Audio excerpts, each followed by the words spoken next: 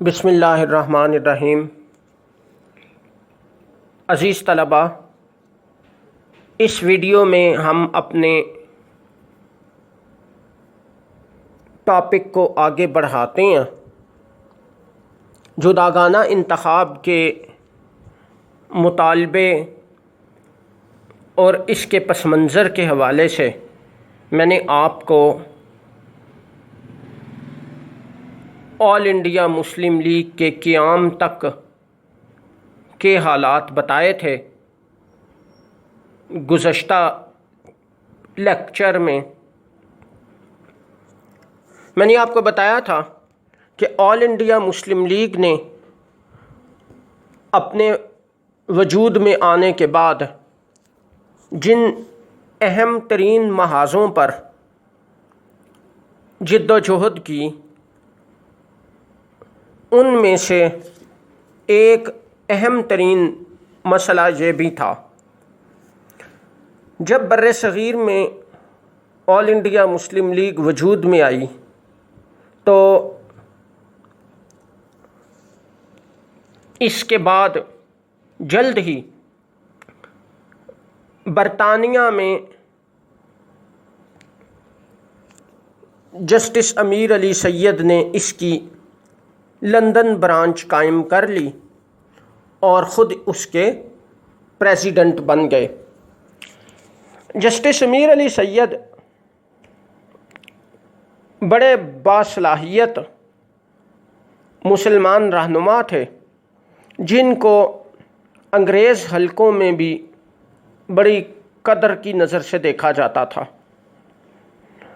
وہ مسلمانوں کے جداگانہ نیابت کے حصول کے مطالبے کے لیے بہت زیادہ سرگرم تھے، چونکہ وہ اس مطالبے کی اہمیت کو بہت اچھی طرح سمجھتے تھے۔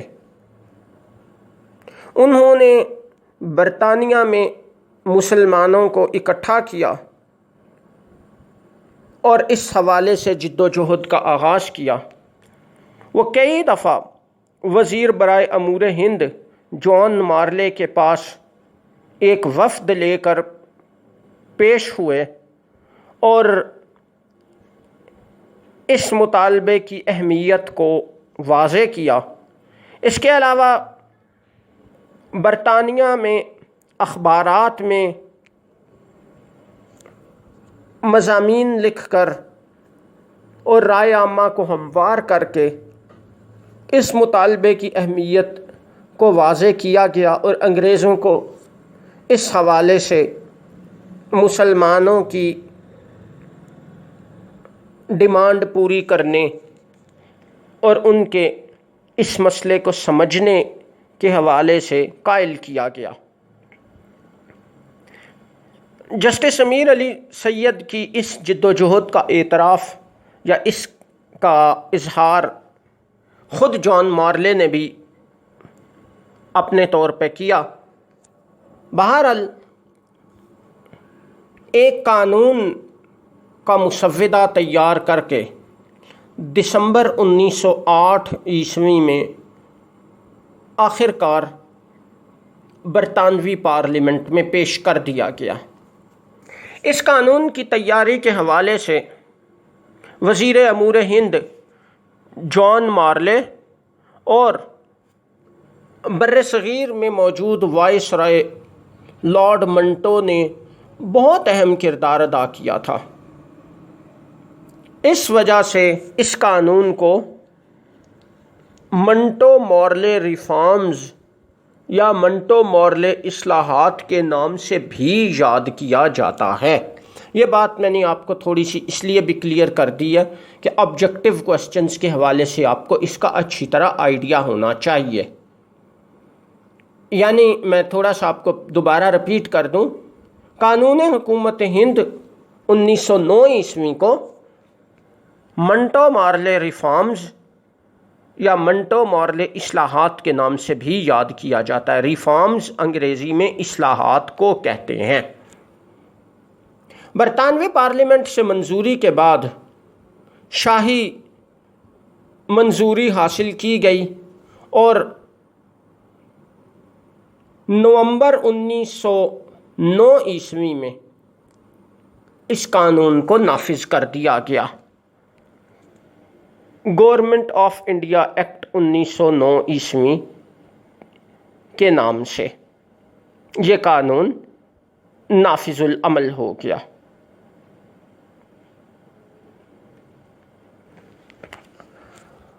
اب ہم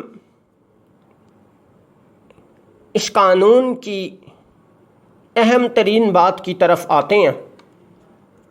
اس قانون میں اگلے ٹاپک میں میں آپ کو تفصیل سے اس قانون کی باقی خصوصیات کے متعلق بھی بتاؤں گا۔ جو ہمارا موجودہ ٹاپک ہے مسلمانوں کا جداگانہ نیابت کا حصول، اس حوالے سے اس قانون میں خاص بات موجود تھی۔ یہاں آپ ایک نیکسٹ ہیڈنگ بنا لیں،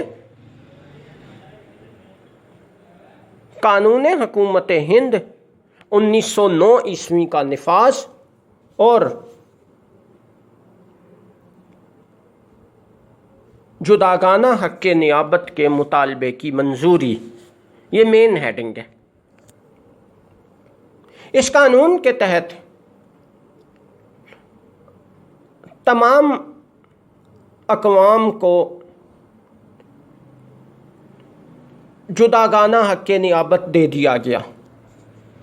صرف مسلمانوں ہی نہیں بلکہ دیگر اقوام جن میں سکھ، عیسائی، پارسی وغیرہ بھی شامل تھے، ان کو بھی یہ سہولت دے دی گئی۔ اس طرح اس قانون کے نفاذ سے مسلمانوں کا ایک بڑا مطالبہ پورا ہو گیا، گو کہ یہ بہت مبہم شکل میں پورا ہوا، اور یہ مسلمانوں کے نزدیک کوئی یعنی اس پر مسلمانوں کو کافی سارے تحفظات بھی تھے جو ہم اگلے ٹاپک میں ڈسکس کریں گے، لیکن بہرحال کم از کم مسلمانوں کو ان کی یہ ڈیمانڈ پوری ہو گئی۔ مرکزی اور صوبائی دونوں سطح پر قانون ساز کونسلوں میں جداگانہ نیابت کا حق دیا گیا اور مسلمانوں کے لیے الگ نشستیں مخصوص کی گئیں، نامزدگی کے حوالے سے بھی اور انتخاب کے حوالے سے بھی۔ یہاں میں آپ کو ایک تھوڑی سی چیز اور کلیئر کر دوں، یہ دو اصطلاحات ہیں جو کہ بار بار آتی رہی ہیں پہلے اور آگے بھی مختلف ٹاپکس میں آئیں گی، اس لیے میں آپ کو ان کے متعلق کلیئر کر دوں۔ نامزدگی اور انتخاب میں کیا فرق ہوتا ہے؟ انتخاب یہ ہوتا ہے کہ آپ کے سامنے دو امیدوار یا دو سے زیادہ ہوتے ہیں، ان میں سے کسی کو آپ نے ووٹ دے کر منتخب کرنا ہوتا ہے، یا دوسرے الفاظ میں کوئی ایک امیدوار جو ہے اکثریت کے ووٹوں سے منتخب ہوتا ہے، اس کو کہتے ہیں منتخب ہونا یا الیکٹ ہونا۔ نامزدگی اس کے الٹ ہوتی ہے۔ نامزدگی میں یہ ہوتا ہے کہ دو یا دو سے زیادہ لوگوں میں سے حکومت کسی ایک کے نام کو منتخب کر لیتی ہے، یعنی کسی کے نام کو اوکے کر دیا جاتا ہے کہ اس شخص کو اس عہدے پر تعینات کیا جاتا ہے، اس میں کسی سے پوچھا نہیں جاتا۔ اس کو کہتے ہیں نامزدگی، اور انگریزی میں اس کو کہتے ہیں نامینیشن۔ یعنی مثال کے طور پہ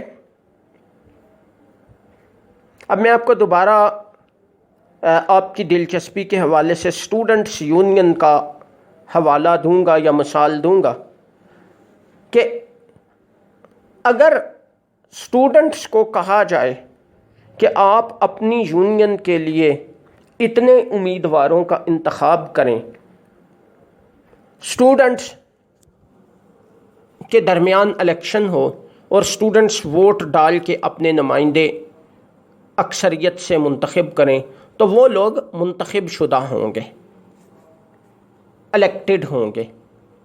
اب اس کے برعکس نامزدگی یہ ہوگی کہ اسٹوڈنٹس کے نمائندے تو لیے جائیں، لیکن وہ اس طرح سے کہ باقی اسٹوڈنٹس کو انتخاب کا حق نہ دیا جائے، بلکہ خود کالج انتظامیہ کچھ اسٹوڈنٹس کے ناموں کو ٹک کر دے کہ یہ والا لڑکا نمائندہ بن جائے گا، اس کو نمائندہ بنایا جاتا ہے۔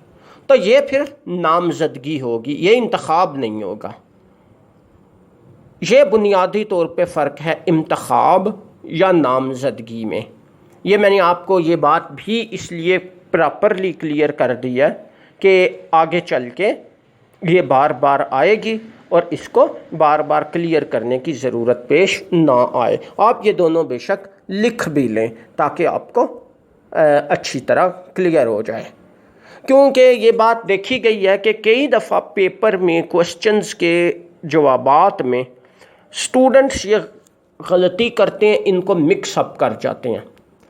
انتخاب کو وہ نامزد لکھ جاتے ہیں، یعنی فلاں شخص نامزد ہوا یا اتنے نمائندے نامزد ہوئے، جبکہ وہ نامزد نہیں ہوتے، وہ منتخب ہوتے ہیں، اور نامزد ہونے والوں کو وہ منتخب لکھ جاتے ہیں۔ وہ دونوں طرح غلط شمار ہوتا ہے۔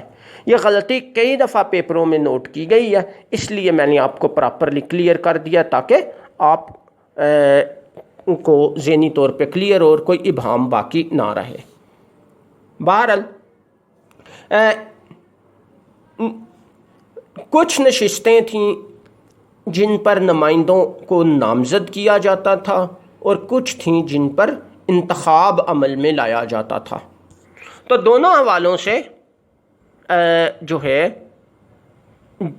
ایک تناسب کے مطابق کوٹا مخصوص کیا گیا، گو کہ یہ مسلمانوں کی آبادی سے بہت کم تھا، لیکن بہرحال کم از کم یہ بات ضرور ہے کہ اس قانون کے ذریعے جداگانہ انتخاب کا جو ہے وہ جداگانہ انتخاب کے اصول کا نفاذ ہوا، اور یہ مسلمانوں کی ایک بڑی اہم اچیومنٹ شمار کی جاتی تھی۔ نیکسٹ مین ہیڈنگ بنائیں۔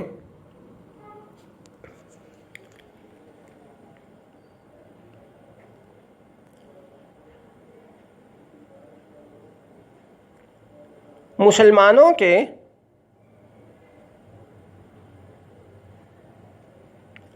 حق جداگانہ نیابت کی تاریخی اہمیت و اثرات۔ اب ہم آخر میں یہ دیکھتے ہیں کہ اس کی اہمیت کیا تھی، کیا اس نے دور رست اثرات مرتب کیے۔ یہ بہت امپورٹنٹ بات تھی۔ مسلمانوں نے ایک بہت بڑی اچیومنٹ کی تھی، کیونکہ ظاہر ہے کہ مخلوط انتخاب کی صورت میں مسلمانوں کو قطعی طور پہ جائز نمائندگی کا کوئی امکان نہیں تھا، اور یہ مسلمانوں کے لیے بڑی پریشانی کا باعث تھا یہ مسئلہ۔ جہاں تک انڈین نیشنل کانگریس کا تعلق ہے تو وہ شروع سے تمام ہندوستانیوں کو ایک قوم قرار دیتی تھی، ایک قوم سمجھتی تھی۔ اگر اس بات پر عمل کیا جاتا یا اس کو صحیح مان لیا جاتا تو مسلمان ہندو سارے ایک ہی قوم سمجھے جاتے اور مسلمانوں کی علیحدہ حیثیت پر کبھی توجہ نہ دی جا سکتی۔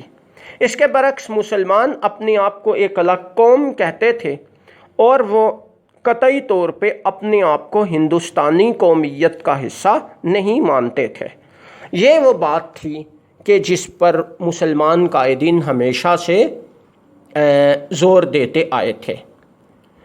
حکومت نے مسلمانوں کے اس مطالبے کی صورت میں، مسلمانوں کے اس مطالبے کی منظوری کی صورت میں عملی طور پہ اس بات کو تسلیم کر لیا کہ مسلمان ہندوستانی قومیت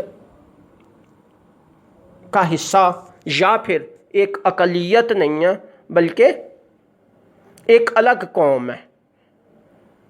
اس کے علاوہ کانگریس پارٹی جو کہ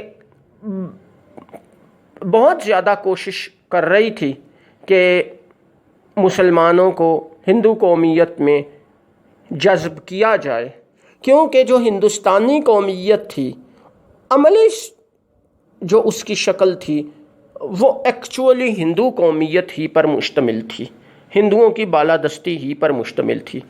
تو کانگریس کی اس کوشش کو بھی شدید دھچکا لگا یا عملی طور پہ یہ کوشش ناکام ثابت ہوئی۔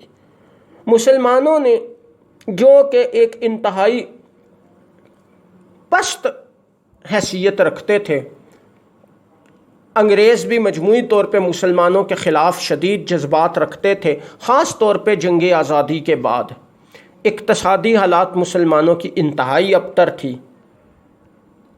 جو کہ ہم تفصیل سے پچھلے ٹاپکس میں پڑھتے آئے ہیں۔ تو ان حالات میں مسلمان قوم نے آہستہ آہستہ آہستہ اپنے آپ کو بدلے ہوئے حالات کے مطابق دوبارہ منظم کیا، یا دوسرے الفاظ میں یہ کہہ سکتے ہیں کہ مسلمان بدلے ہوئے حالات کے مطابق اپنے پاؤں پر کھڑے ہوئے، اور انہوں نے سیاسی میدان میں قدم رکھا، اور آل انڈیا مسلم لیگ کے قیام کے بعد اس اہم اچیومنٹ کی شکل میں اپنے آپ کو ایک بر صغیر میں ایک اہم برادری کی حیثیت سے منوا لیا۔ مسلمانوں کی تحریک آزادی کے حوالے سے اس کی بہت زیادہ اہمیت اور دور رست تاریخی اثرات تھے، جو کہ اگلے ٹاپکس میں ہم پڑھتے رہیں گے۔ اس نے تحریک آزادی کو بہت زیادہ متاثر کیا، اور مسلمانوں کی اہمیت جو تھی وہ کافی زیادہ بڑھ گئی، حتیٰ کہ دلچسپ بات یہ بھی ہے کہ مسلمانوں کے اس مطالبے کی حمایت ہی تھی جس کی بنیاد پر کانگریس کے قائدین لارڈ منٹو کو لمبے عرصے تک بعد میں بھی شدید تنقید کا نشانہ بنایا کرتے تھے۔ یعنی دوسرے الفاظ میں مختصر اور آسان انداز میں ہم یوں کہہ سکتے ہیں کہ ہندوؤں نے اس پر شدید تنقید کی، اور اس پر مسلمانوں اور ہندوؤں کے درمیان ایک نئے سیاسی دور کا آغاز ہوا۔ ہندو قائدین بہت لمبے عرصے تک اس کوشش میں رہے، یہ کوشش کرتے رہے کہ یا حکومت جداگانہ انتخاب کے اصول کو ختم کر دے، یا دیگر اقوام بالخصوص مسلمان اس سے دستبردار ہونے یعنی اس کو چھوڑنے پر تیار ہو جائیں۔ اسی حوالے سے کئی واقعات پیش آئے جن کو ہم آگے چل کے تفصیل سے ڈسکس کریں گے۔ یہاں یہ والا ٹاپک مسلمانوں کے حوالے سے مکمل ہو گیا ہے۔ آگے بڑھنے سے پہلے میں آپ کو پھر کہوں گا کہ آپ اس کو بہت اچھی طرح یہاں تک تیار کر لیں۔ اگلی ویڈیو میں ہم اس کو یعنی اس قانون کو مجموعی حیثیت میں ڈسکس کریں گے۔ جیسا کہ میں نے آپ کو اس ٹاپک کے شروع میں پچھلی ویڈیو میں 2 کوسچنز لکھوائے تھے، تو یوں سمجھ لیں کہ ان 2 میں سے ایک کوسچن جو پہلا کوسچن تھا مسلمانوں کے حوالے سے وہ اب مکمل ہو گیا۔ اگلی ویڈیو میں ہم دوسرا کوسچن ڈسکس کریں گے۔ اس وقت تک کے لیے اللہ حافظ۔